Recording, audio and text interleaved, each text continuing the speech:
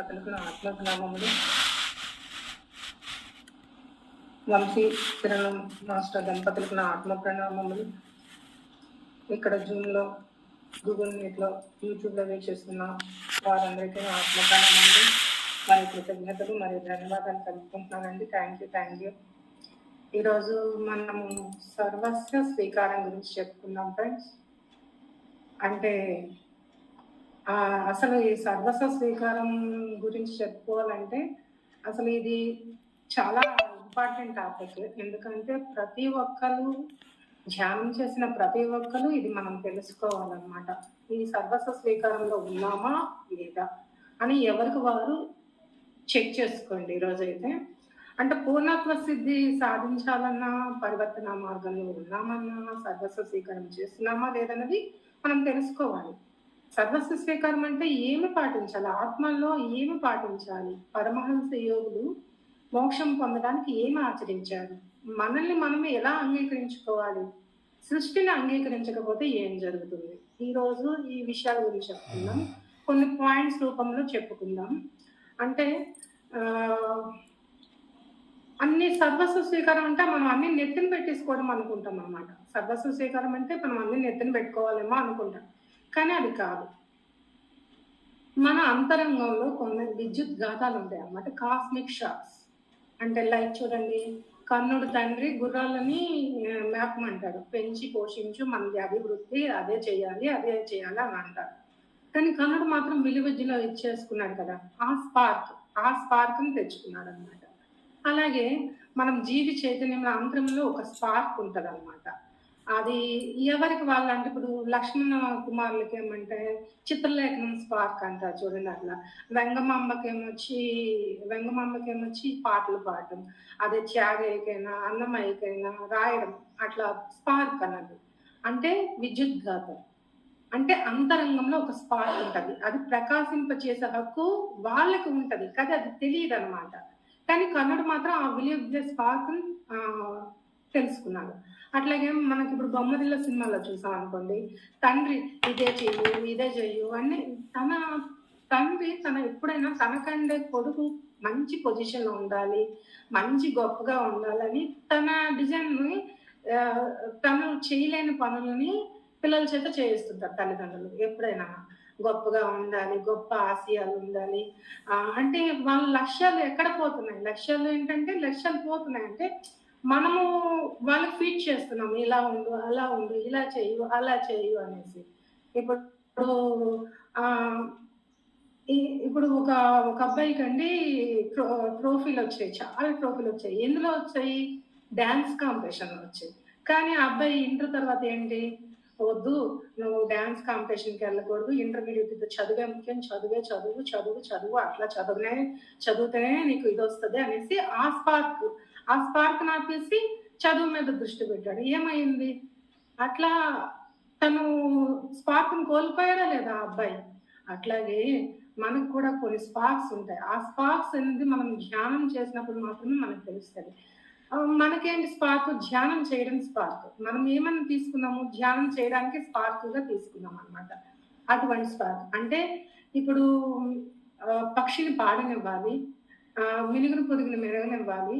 అలాగే మనలో ఉన్న అంతర్గత యొక్క స్పార్క్స్ మనమే మేల్కొల్పుకోవాలి. మన గ్రూప్ లో కూడా చాలా మంది పాడడం చేస్తారు, అప్పటికప్పుడు రాసేస్తా ఉంటారు కవితలు. అది వాళ్ళ స్పార్క్. అట్లా స్పార్క్ గా ఉండాలంటే ఆ సర్వస్వాన్ని నేను స్వీకరిస్తున్నాను. ఇక నుంచి చెప్పుకుందాం, ఎన్నో జన్మల నుంచి మనకు ఆ స్పార్క్ తెలియకపోవచ్చు. ఈ సర్వస్వాన్ని నేను స్వీకరిస్తున్నాను అన్నది మనం ఈ రోజు నుంచి మనం తెలుసుకుందాం. అలాగే పెంపుడు జంతువులకి ఏంటంటే కమాండింగ్ చేయకూడదు. అది వాళ్ళ కమాండింగ్ చేయకూడదు, ఇట్లా చెయ్యు అట్లా చెయ్యి, వాటితో ఆడుకోకూడదు, అట్లా స్పార్క్ చేయకూడదు. అంటే మనలో ఏమున్నది అన్నది మనం తెలుసుకోవాలి. అంటే కర్ణుడికి ఏంటి, అక్కడ ప్రసరింప చేసే హక్కు లేదనమాట. కానీ మనకుంది. ఇప్పుడు మనకి ఎన్ని ఛాన్సెస్ ఉన్నాయో అన్ని ఛాన్సెస్ ఉన్నాయి. ఇంకోటి ఏంటంటే తాగడానికే వచ్చాడు అనమాట. రెండో పాయింట్ లోకి వెళ్దాం ఫ్రెండ్స్. ఫస్ట్ పాయింట్ ఏంటంటే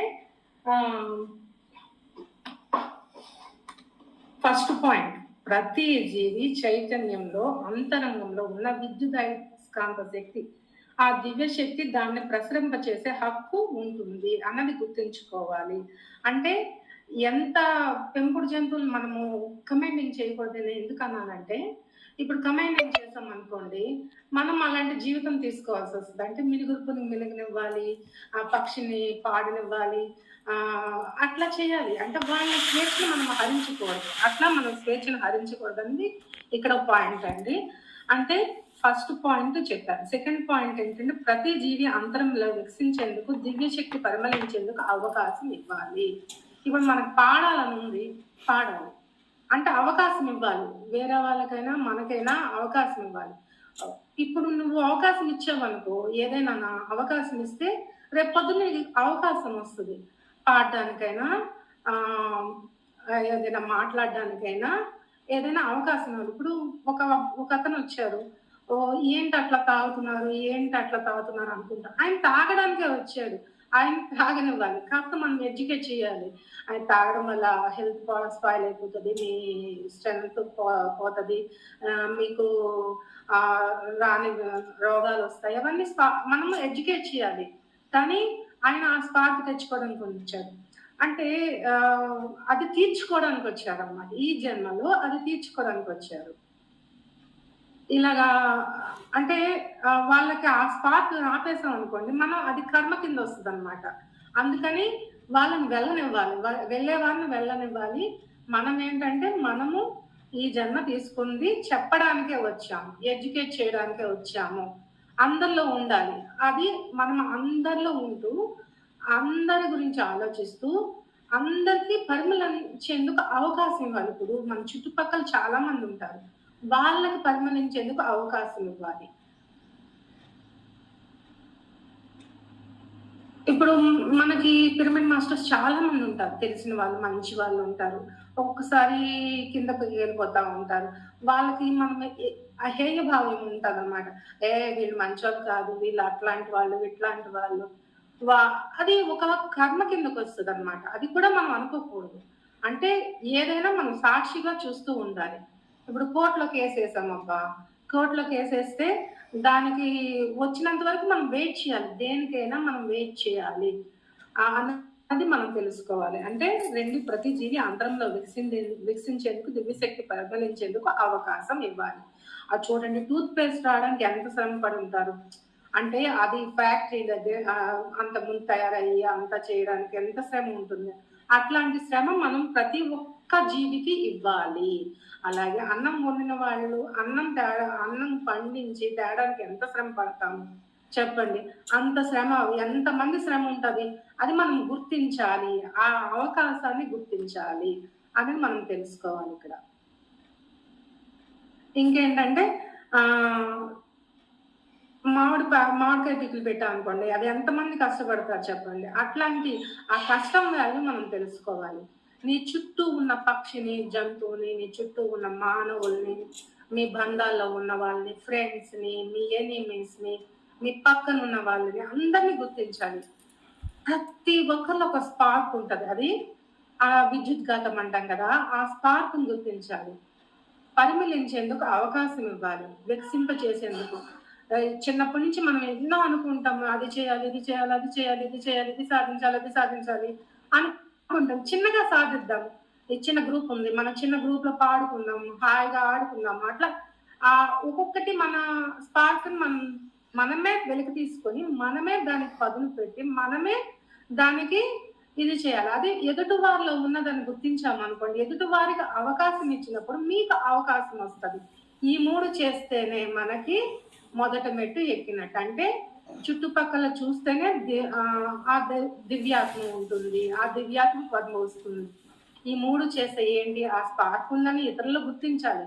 ఎవరెవరిలో ఉన్నదని గుర్తించాలి, మన చుట్టూలో ఉన్న సమాజంలో ఎవరెవరు ఉన్నారు, మన బంధువులు కానీ ఫ్రెండ్స్ కానీ, వాళ్ళలో ఏ స్పార్క్ ఉంది, ఏ పక్షిలో ఏ జంతువులో ఏ స్పార్క్ ఉన్నది అన్నది గుర్తించాలి. గుర్తించి వాళ్ళకి, అంటే మన ఫ్రెండ్స్కి కానీ వాళ్ళకి అవకాశం ఇచ్చినప్పుడే మనకు అవకాశం వస్తుంది. ఏది ఇస్తే అది వస్తుంది అన్నది ఇక్కడ విశ్వనీయం కదా. అంటే ఫస్ట్ ఎక్కడానికి మనం సర్వస్వ స్వీకారంలో మొదటి మెట్టు ఎక్కడానికి పక్క వాళ్ళని చూసి, పక్క వాళ్ళకి అది గుర్తించి, అది ఇవ్వాలి. అది సాధించినప్పుడు సాధించిన వాళ్ళు విజయం సాధించినప్పుడు మనం ఆనందిస్తున్నామా?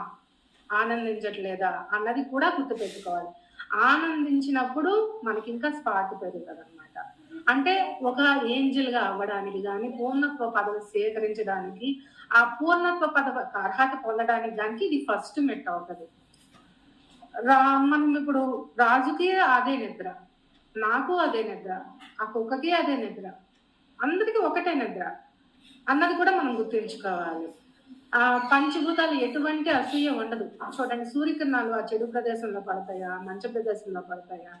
అటువంటి అసూయ ద్వేషాలు ఉండవు వాటికి. అట్లాంటి పంచభూత తత్వం ఉండాలి మనకి.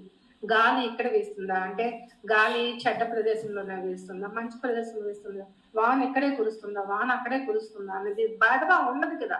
అట్లాంటి భేదభావం లేకుండా మనకి శ్రీహరి అంతరాత్మ అన్నది మనం గుర్తు పెట్టుకోవాలి. ప్రతి విషయంలోని, ప్రతి పనిలోని ఆ శ్రీహరి నాకు తోడు ఉన్నాడు, ఆ శ్రీహరి నా అంతరాత్మలో ఉన్నాడు అన్నది మనం గుర్తు పెట్టుకోవాలి. ప్రతి జీవి విద్యుత్ అయస్కాంత, మూడో పాయింట్ ఏంటి? విద్యుత్ అయస్కాంత ప్రేరణ చైతన్య విజయాన్ని పొందినప్పుడు, వాళ్ళు ఆనందించినప్పుడు మనం ఆనందపడాలి. ఇంకా ఏంటంటే, సభాపానుల పట్ల సహనంతో ఉండాలి, అర్థం చేసుకోవాలి, క్షమించగలగాలి. ఇప్పుడు మనకి సార్ చెప్తూ ఉంటారు, గతంలో మనం ఇది చేశాం కాబట్టి ఇది అనుభవిస్తున్నాం అన్న ఎదుగుతూ ఉండాలి. మనం శారీరకంగా, మానసికంగా, ఆర్థికంగా ఏదో ఒక ప్రాబ్లంతో సతమతం అవుతూ ఉంటాం రోజును. అది మనం ఎందుకు కోల్పోతున్నాము? ఎంత మంచి మార్గం ఉన్నా సరే ఆ సమస్యల నుండి మనం ఎందుకు బయటపడట్లేదు? గత కాలంలో చేశామని తెలుసు, గత జన్మల్లో చేశామని తెలుసు, దుష్కర్మం ఫలితంగానే కర్మ వస్తుందని కూడా తెలుసు. అది పుణ్యం వస్తే రోగము, పాపం వస్తే చేస్తే రోగం అనేది కూడా తెలుసు, అన్ని తెలుసు. అది చూసుకోవడానికి మనకెందుకు ఏమంటే టైం ఉండట్లేదు చెప్పండి. ఇప్పుడు ఏదైనా తెలుసుకున్నప్పుడు ఒక విధంగా ఉంటుంది, ఆచరించి మనం అదే చేశాము, గత జన్మలో నేను చేశానని కనపడినప్పుడు ఎలా ఉంటా చెప్పండి. అట్లా చేసినప్పుడు ఆ గతం అన్నది మన చేతిలో ఉండదు కదా, భవిష్యత్ అన్నదే మన చేతిలో ఉంటుంది. అంటే ఆ గతంలో చేశాము, ఇది నేను చేశాను కాబట్టి కర్మ ప్రక్షాళన చేసుకుంటున్నాను అని చెప్పుకుంటున్నాము. రోజును కర్మ ధ్యానం చేసుకుంటున్నాం. ఆ పశ్చాత్తాపం పరివర్తన ప్రాయచిత్తంగానే చేసుకుంటున్నాము. పశ్చాత్తాపం అంటే మనల్ని చేసిన మాట ఫీల్ అవ్వాలి, ఇది నేనే చేశాను, నేను ఫీల్ అయితే కదా. ఇది గతంలో చేయబట్టి నాకు ఈ కర్మ వచ్చింది, నేను ఇది అనుభవించలేకపోవడానికి కారణం నా గతమే. అది చూసుకున్నప్పుడు మాత్రమే మనం అది దాటుతాము ఫ్రెండ్స్. అది చూడనప్పుడు అది అట్లానే ఉండిపోతుంది. అది మనము దానికి ముందుకు వెళ్ళలేము. ఆత్మ ప్రయాణంలో ముందుకు వెళ్ళాలంటే మనం చేసింది మనం చూసుకోవాలి. ఎంత అద్భుత ధ్యానం, 72 శ్వాసలు చేసి జ్ఞానసిద్ధిని అడిగినా మనకి ఏదైనా చూపిస్తారు. అలాగే ముఖ్య శ్వాసలు చేసి ఆ కారణం అడిగినా మనకి అది చూపించి 36 శ్వాసలు చేసి మళ్ళీ పడుకుంటే మనకి కళ వస్తుంది. ఆ కళలోని మనకు అంతా తెలుస్తుంది అనమాట. అట్లా చూడండి, పశ్చాత్తాపం అంటే ఘోర కర్మలు నేదక చేస్తే నేరంలంచుకు రామా అంటే, నేను అది చేశాను కాబట్టి ఇప్పుడు నన్ను పశ్చాత్తాపడుతున్నానయ్యా, అప్పుడు చిలుకను బంధించాను, అందుకే నేను ఇప్పుడు పశ్చాత్తాపడుతున్నానంటేనే ఆయన విముక్తి కలిగాడు. అలాగే మనం కూడా మనము తెలిసిన దివ్యాత్మలతో, దైవాత్మలతో మనం రోజు కనెక్టివిటీలో ఉండాలి. ఆ కనెక్టివిటీలో ఉన్నప్పుడు మాత్రమే మన కర్మలు దగ్ధమయ్యి మనము ఆత్మ ప్రయాణంలో ముందుకు వెళ్తాము. ఇతరుల యొక్క స్పార్క్ను గుర్తించగలుగుతాం. ఇప్పుడు నాలోని నా అషడ్వర్గాలు ఉన్నాయి, నేనే తొలగించుకోకపోతే ఇతరులు నేనేం చూడగలను చెప్పండి. అందుకని ఇతరుల స్పార్క్ అంటే ఇతరులో ఏమి మంచి లక్షణాలు ఉన్నాయి, వాళ్ళని ఏ విధంగా ప్రోత్సహించాలి, ఏ విధంగా ముందుకు పంపించాలి అంటే మన ఆత్మ ప్రయాణంలో గురువులు ఇప్పుడు 1 సరైన 10 సరైన ఏం చేస్తున్నారు? మనలో స్పార్క్, మీరు మాట్లాడండి, మీరు పాడండి అని మన మైక్ ఎందుకు ఇస్తున్నారు? మన స్పార్క్ వాళ్ళు గుర్తించి మనకు వాళ్ళు ఇస్తున్నారు కాబట్టి మనం చేస్తున్నాం. అంటే ఇన్నేళ్ల నుంచి మనం చేయలేదు, ఇప్పుడు గురువులు వచ్చినప్పుడు ఎందుకు చేయగలుగుతున్నాము? ఎందుకంటే మనం ఇప్పుడు పశ్చాత్తాపం వచ్చింది కాబట్టి, ఆ పరివర్తన జీవితం అనుభవిస్తున్నాం కాబట్టి, ఆ పరివర్తన మార్గంలో ఉన్నాం కాబట్టి మనం ముందుకు వెళ్తున్నాం. ఇంకా ముందుకు వెళ్ళాలంటే కళల ద్వారా చూసుకొని ఈ పడుతున్న బాధకు నేనే కారణం, నా వాస్తవానికి నేనే కారణం అన్నది కళలో కూడా మనం మర్చిపోకూడదు. నేనే చేశాను ఇది. నాలో ఈ అసూయ ఉందంటే నేనే కారణం. నాలో ఈ ద్వేషం ఉందంటే నేనే కారణం. వేరే వాళ్ళెవరు కాదు అన్నది మనము నిరంతరం ఎరుగుతూ ఉండాలి. అప్పుడే ఆ పశ్చాత్తాపం పొందినప్పుడే రాముడు మనల్ని రక్షిస్తాడు. ఆంజనేయుడు పంపించినట్టు ఆ శ్వాస అనే గురువుని మన దగ్గరికి పంపించాడు. ఆ ఆత్మ అంటే రాముడు, ఆంజనేయుడు అంటే శ్వాస. ఆ శ్వాసను పంపించి మన పరివర్తన జీవితానికి ఒక దిక్సూచి ఇచ్చారు. అలాగే జైల్లో సత్ప్రవర్తన ఉంటేనే మనము ఖైదీలు వదులుతారంటారు కదా, అట్లాగే మనము సత్ప్రవర్తనతో ఉన్నామా లేదా అన్నది మనమే చెక్ చేసుకోవాలి రోజు. అంటే మన మీద మనమే ఫోకస్ పెట్టుకోవాలి. నాలో ఏ గుణాలు ఉన్నాయి, నాలో ఏమి లేదు, నేను ఏమి పెంచుకోవాలి అన్నది ఎవరికి వాళ్ళే చెక్ చేసుకోవాలి. ఈవెన్ నాతో సహా నేను కూడా చెక్ చేసుకోవాలి. ఒక్కొక్కసారి బుద్ధి చేస్తుంది, అహంకారం వెళ్తుంది. అహంకారంతో నా అంతటోడు లేడు అనుకుంటది, నా అంతటోడు చెప్పలేదు అనుకుంటది. అయినా సరే మనము ఆ బుద్ధి మీద ఫోకస్ పెడుతూనే ఉండాలి. నా బుద్ధి మీద నేనే ఫోకస్ పెట్టుకోవాలి. అప్పుడు నా అంత గుణాలు నేను చేసుకోగలను. రత్నాకరుడు నారదుడైనట్టు, వశిష్ఠ మహాముని విశ్వామిత్రుడైనట్టు బ్రహ్మర్షి అవ్వాలంటే ఎన్ని కష్టాలు పడాలి, ఎన్ని పరీక్షలను వదులుకోవాలి, ఎన్ని పరీక్షలను ఉండాలి. ఆ అరుంధతి మాత 7 జన్మలయ్యి అప్పుడు అరుంధతి మాత చుక్కను చేసుకుని అదే ఆ ధ్రువలోకంలో ఒక తారగా నిలిచిపోయిందంటే ఎన్ని జన్మలు ఎత్తిందా ఆమె. మనము అన్ని జన్మలు ఎత్తాలి కదా. ఆ ఫోకస్ అనేది పెట్టుకోవాలి, మనలో మనమే ఫోకస్ పెట్టుకోవాలి. అలాగే 4వ పాయింట్ ఫ్రెండ్స్, సర్వ ప్రాణుల అభివృద్ధి కోసం సేవా తత్పరత, త్యాగశీలత ఉండాలి. అంటే సేవ చేయాలి, మన ముందుకు వచ్చిన సేవ చేయాలి. మనం ఇప్పుడు చేస్తున్న సేవ కన్నా ఇంకా సేవ చేస్తూనే ఉండాలి. అంటే మన కర్మబంధాలు కానీ, మన స్నేహితులు కానీ, ఇతర జీవితాల పట్ల మనం చేసిన ఇవన్నీ పాత్రధారులు, ఇది లీలా వినోదం గురించి వచ్చాము, ఈ సేవా తత్పరతతో మనం చేయాలి. అంటే ఒక సేవగా భావించి ప్రతి ఒక్క జీవితంలో ప్రతి దాన్ని సేవగా భావించి సేవతో చేయాలి అన్నది తెలుసుకోవాలి. పరివర్తన లోకం అనేది ఒకటి ఉంటుంది. ఆ పరివర్తన లోకంలో మనకు తెలుస్తుంది వీళ్ళు సేవ చేస్తున్నారా లేదా అనేది. అంటే దీంట్లో ఆత్మాయనంలోనూ జీవాత్మ ప్రాపంచ నియమాల్లోనే ఒక ఆయన ఉన్నాడు, ఒక అంకుల్ ఉన్నాడు అనమాట. అంకులు చాలా మంచి వాళ్ళు, ఎన్ని చేశారంటే అన్ని చేశారు, అన్ని మంచి కార్యాలు చేశారు. అన్నదానాలు ఏంటి, గుళ్ళు కట్టించడం ఏంటి, అది చేయడం ఏంటి. కానీ ఆయన ఇంట్లో మాత్రం సవ్యంగా లేడు.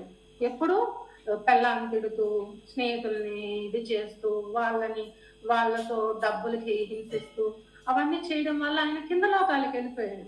ఆ పరివర్తన లోకము అట్లాంటిది అనమాట. అట్లా మన సేవా తత్పరత, త్యాగశీలత మనలో ఉన్నది పెంచుకోవాలన్నది మనం చూసుకోవాలన్నమాట.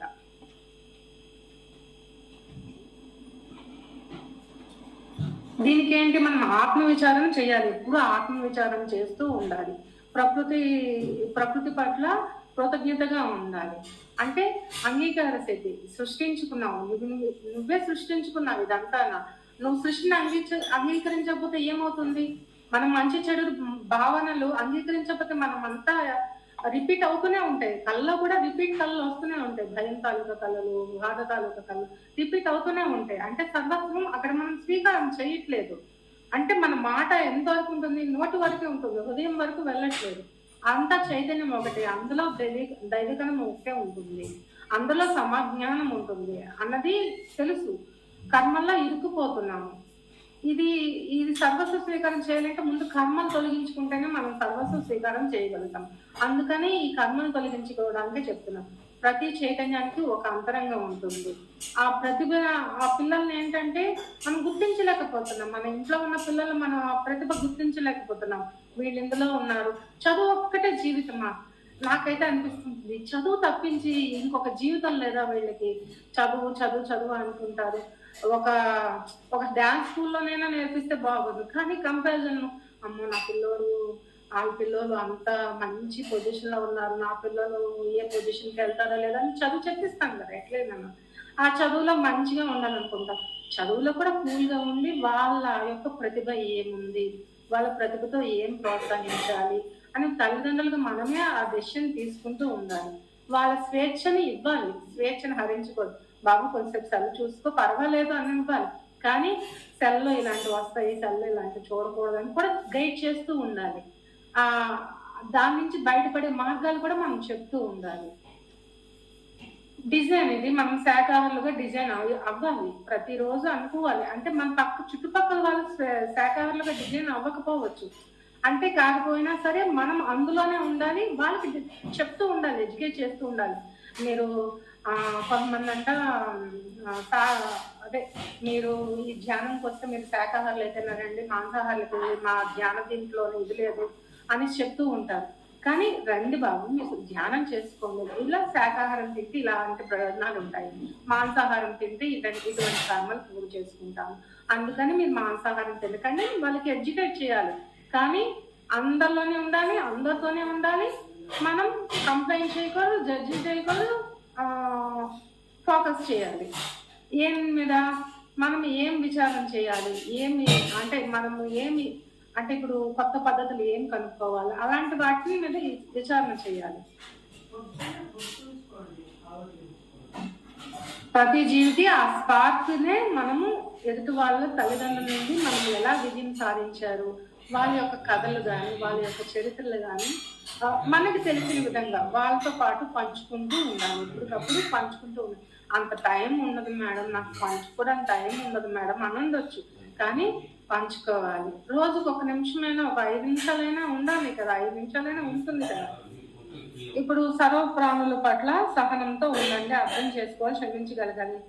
అంటే ప్రతి ప్రాణి పట్ల క్షమాపణ ఉండాలి. పరివర్తన ప్రాప్తించుకోబోతున్న మార్గంలో ఉన్న ఆధ్యాత్మిక మార్గంలో వచ్చిన ప్రతి ఒక్కరికి సహకరించాలి. విమర్శ చేయకూడదు, జడ్జి చేయకూడదు, కంప్లైంట్ చేయకూడదు. ఇప్పుడు లక్ష్మి షిరిడి సాయిబాబా ఉన్నారు. షిరిడి సాయిబాబా ఉన్నప్పుడు అమ్మ లక్ష్మి చెప్పారమ్మా ఆకలేస్తుంది నాకు ఏదంటే చపాతీలు తెచ్చి ఇచ్చింది. అక్కడ కుక్క ఉందన్నమాట, కుక్కకి ఇచ్చేసారు. అంటే ఆ కుక్క మనసుకు తెలుసుకొని కుక్కకి ఇచ్చేటంత ఇది కూడా ఉండాలి, అంత ఇది ఉండాలి. నేను పూరి వెళ్ళినప్పుడు ఒక ఆయన అండి, నాకైతే నేనైతే పక్కన చూస్తూ, ఆయన అయితే పక్కన పిల్లికి ఆకులోనే ఆయన తింటున్నాడు, పిల్లి తింటున్నాడు. అంత సర్వత్వ సమభావం మనకు వస్తుందా? రావడానికి మనం ట్రై చేయాలి. అంటే ఆ పిల్లిలో ఉన్నది ఆత్మే, నేను కూడా ఆత్మే, సర్వస్వ సమభావన ఉండాలన్నమాట. ఎవరైతే విశ్వానికి ఐక్యతగా పనిచేస్తున్నామో వాళ్ళని వీళ్ళని కలిపే బంధంగా తయారవ్వాలి. అంటే ఇప్పుడు పచ్చసారి కానీ వంశీసారి కానీ మన ఎలా కలుపుకొని ఒకే థియసిజం కానీ ఒక సద్గురు మూమెంట్ కానీ ఏకత్వం చేసి వాళ్ళందరికీ మనము ఒక మీడియేషన్గా ఉండాలి. అంటే మనము ధ్యానం చేసే వాళ్ళందరము వీళ్ళందరికీ మీడియేషన్గా ఉండాలి. నేనన్నది ఎక్కడా చూడకూడదు, నేనన్నది ఉండకూడదు, అంత సహనం ఉండాలి. అంటే వాళ్ళ అవసరం ఓర్పు మనకి ఉండాలి. అంటే అవసరంతోనే సహనంతోనే ఏదైనా వస్తుంది అన్నది మనం తెలుసుకోవాలి.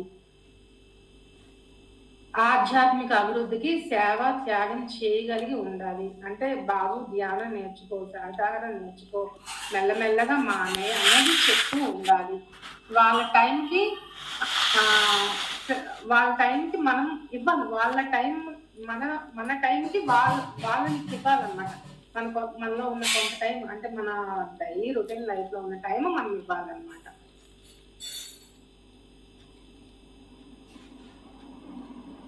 అలాగే షిరిడి సాయి చూడండి, ఏకత్వ భావన అనుభూతి ఉంటుందన్నమాట.